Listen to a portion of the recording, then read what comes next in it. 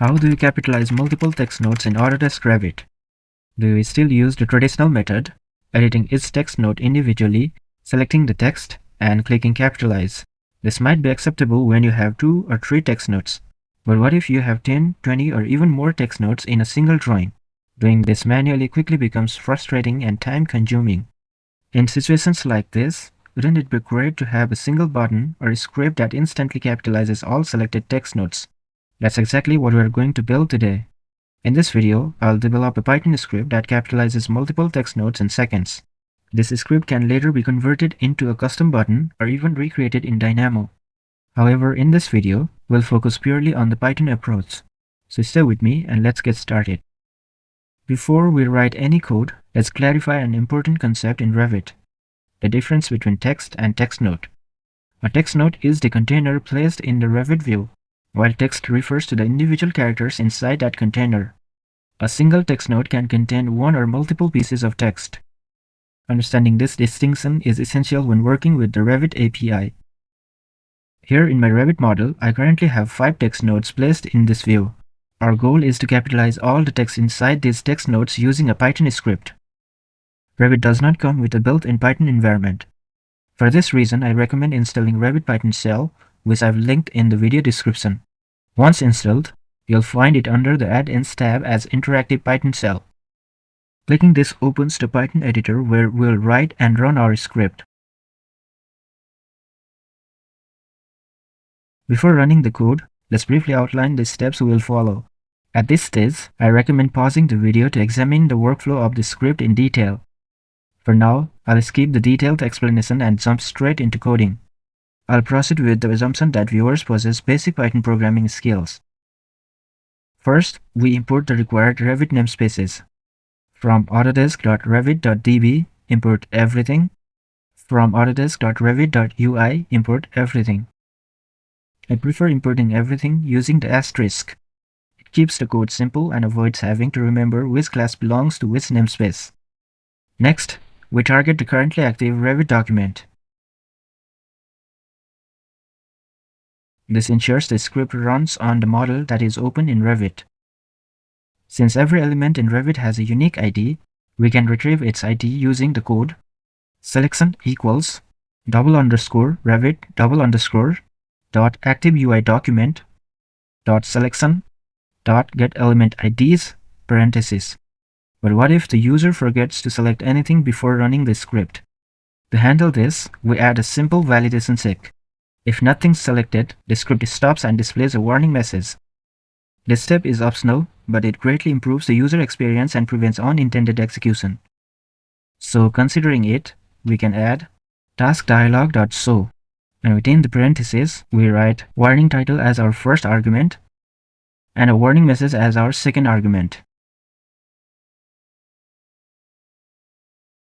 We raise the exception with the message no elements selected.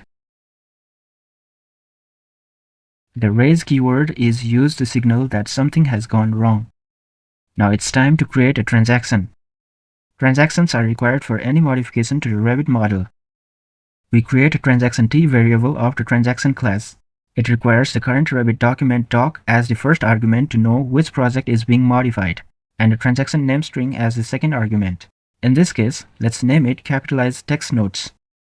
We make sure that all changes happen between the methods t.start and t.commit. This is the standard way to wrap model changes to ensure they are tracked correctly by Revit's database engine. First, we initialize a counter variable to track how many text notes are modified. We then loop through the selected element IDs and retrieve each element from the document. This can be performed by using a for loop. For each element ID in selection, we select an element by typing element equals doc.getElement. Within the parentheses, we pass element ID. Since users might select other elements like walls or lines, we filter the selection to process only text notes elements. To do so, let's write if is instance parentheses, we pass element as our first argument and text note as our second argument, to filter out the text nodes only. Once a text node is identified, we replace its existing text with the uppercase version of itself. So to do this, select text from the selected elements. Filter text node in this case. Element.text equals element.text.upper parenthesis. Now we increase our count by 1.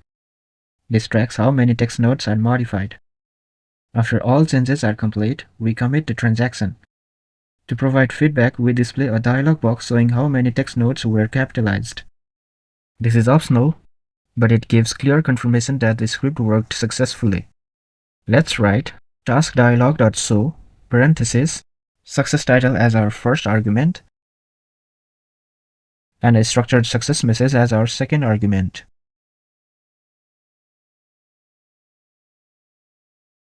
This completes the script, and now let's run it to see if it is working or not. But one thing I want to mention first. We've just developed a script that requires the selection process within the Revit environment, and we cannot do this when the Revit Python shell is open. To perform this task, we must select the elements first within Revit, open the Revit Python shell, and run the script.